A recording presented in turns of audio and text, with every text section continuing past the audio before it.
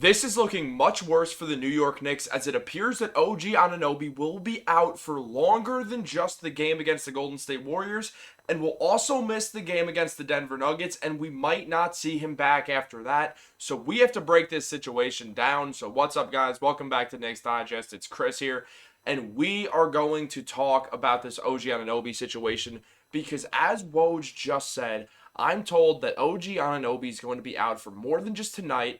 That's the right elbow flared up again. They need it to calm down. How long he's out's unclear, but it's certainly a concern for the Knicks. They don't know the status of Randle looking forwards. So they also mentioned Julius Randle, and we'll get into Woj talking about Randle in a minute. But really what this is about is OG Anunoby, because we thought we were good. We thought we were in the clear. We thought we had OG Anunoby, the man who has made the Knicks 15-2 when he's on the court. We thought we had that guy back for good for the rest of the season. We get a few games of him, and then we lose him again due to this elbow injury. And now it's time to be concerned because there's two real scenarios here. One, his elbow is actually still messed up, or the other scenario, which I think is probably what's going on here, which is that, look, when you get surgery, you are getting your body cut open. His elbow was, the skin was cut open. That is what stays sore a lot of the time, especially in injuries, in surgeries where you have to go under the knife like that. That's the deal. Like, there's a good chance that that is what's flaring up more than anything. It's getting his arm fixed and the pathway they used to fix his arm. And he's like, hey, now after that, I'm playing basketball, which has an excessive use of your dominant elbow. And he's making a lot of different motions with it, whether he's dribbling, whether he's shooting, whether he's playing defense. He's using his elbow a lot, so he's going to feel that inflammation. The blood's going to rush, or he's going to feel that. So there's a good chance that that is just what this is. He did, in fact, do an MRI, which Fred Katz told us. As he said, OG Anunoby went home and underwent an MRI, and Tom Thibodeau said he's most likely not going to play in Denver, which kind of, to me, makes me think that he's just going to stay at home till the road trip's over, at least on the West Coast, that is. And then Katz also did mention that Tibbs said the MRI came back clean.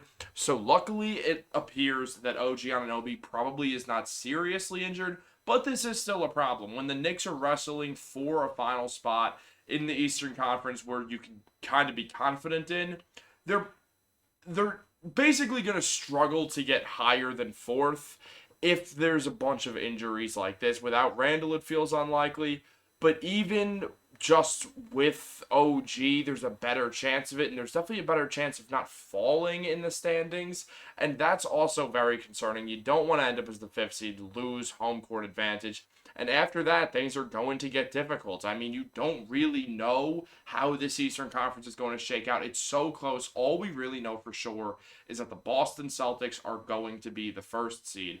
So it's kind of hard to say, okay, well, if we go to sixth, if we go to seventh, maybe it'll be okay because we'll draw this fashion. We don't know what the matchups are going to be yet. There's still a month of regular season basketball left, and we don't know what other injuries are going to happen, whether it's to the Knicks or a different team in the East, whether the Knicks are going to get lucky matchup-wise and other teams will have injuries then, or any other team will have that happen.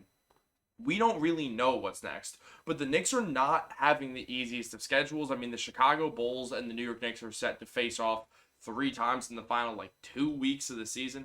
The Bulls are not some great team, but they're also not exactly who you want to play either. They give it their own. Bulls-Knicks games just always happen to be close for one reason or another, so we can expect another close game between the Chicago Bulls and the New York Knicks, probably due for at least 2, if not 3 times.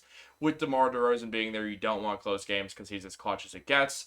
So clearly there's reasons to be concerned that the Knicks could, in fact, lose their spot in the playoffs, and that is, or not lose their spot, but lose their 4th seed spot in the playoffs, and then lose home court advantage and not have the chance to hold home court advantage once. And MSG is such a weapon. I mean, so many players talk about, oh yeah, I was playing there in the playoffs, and literally the floor is shaking because the fans are so loud. And I mean, we want that experience as fans. We want that to happen. So hopefully OG will get back. And also because the Knicks need that home court advantage, it's clear that Julius Randle is not going to be fully healthy, which is obviously concerning because he is a man who, since the turn of the new year, has averaged 26 points per game. He's an all-star this season. He won't be all-NBA, obviously, because of the time he's missed with the injuries. but he has been all NBA twice before in his New York Knicks career. He's clearly one of the most important players in the Knicks, probably the second most important player, as he is one of two All-Stars after all. And the Knicks do need his scoring, because without having Randle on the court, what you're most likely looking at is a very, very difficult situation for Jalen Brunson come playoffs, because teams right out of the gate are just going to double him. They're going to make the rest of the New York Knicks beat them. And I mean, having OG is going to be super important because it's just another guy who can score with the ball in his hands, at least to a degree. And if they don't have him, then it's going to be time to be concerned. I mean, even when the Knicks played the Golden State Warriors last night, we saw basically Brunson end up at a lot of points having to be in that game because he was the only one who could create his own shot. The Knicks are having this problem where they don't have real shot creation off the bench because this Burks and Bogdanovich trade has not gone well. And that's obviously another reason why we're like really concerned about OG, because he's our third, fourth best shot creator after maybe DiVincenzo and then Brunson and Randle. I mean, if you guys take a look here, something that Tibbs did say about OG is that you can't work backwards. There's many steps he had to go through. He met all the markers. He was cleared. This is a possibility. When you come back from a surgery, this is what you're looking at. And so we feel good about where he is, and just give him the time that he needs. And to me, that sounds like Julius. Like Tibbs doing damage control to a degree and kind of not giving an answer, but also giving an answer like, oh, he's fine. Don't worry about it. He'll be back soon enough, which I do think will probably be the case. It's not like he's going to need another surgery, most likely. That feels very unlikely. So, especially with the MRI being clean and all. So, like, it really, really feels like that will be the case, and that kind of what Tibbs is saying is alluding to what my theory was, is that, hey, look, he got a surgery, and surgeries can definitely leave discomfort for an extended period of time. He's just experiencing a whole lot of that because he's getting back into playing NBA basketball. He's not just doing this in practice, and it being in the game is a completely different environment. And so, yeah, he's dealing with some tension, and he'll be fine. So hopefully that's what the case is. And just a quick note on Randle is that what Woj also said when talking about the OG injuries is that the Knicks don't know the status of Julius Randle moving forwards. And as Tommy Beer says, the Knicks' hopes and aspirations on this season now turn tenuous due to the injury issues sidelining their starting forwards, which absolutely is true. And I mean, even having OG back is great, but we need Randle back more than either of them. And even when we're counting Mitch, when we're looking at the three guys who theoretically we'd assume to be the Knicks starters up until Mitch saying they wants to come off the bench, all that stuff. I made a video on it. Go look at that. But really what we're seeing is our all-star might not be back this season. And if he's not back, then the Knicks are going to be in deep trouble, and they're probably going to struggle to get anywhere in the playoffs, even outside of the first round. And that's definitely going to be concerning, which is another reason why OG needs to get back, because even if the numbers, well, something that we do have to mention is just how this is going to affect his contract, as I'm alluding to here, because I hit the wrong button.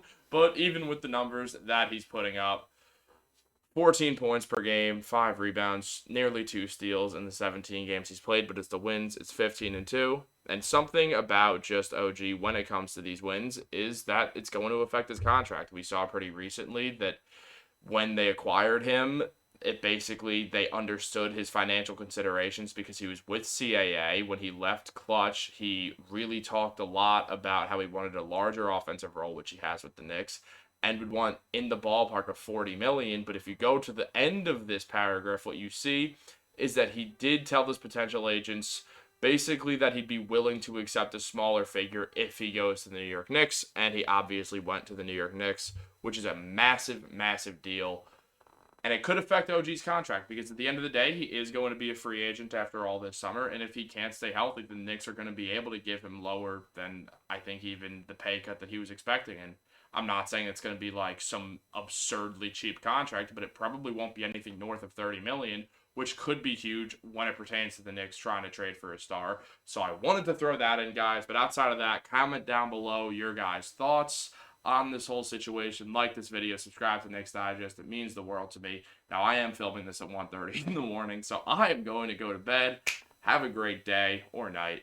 Go Knicks.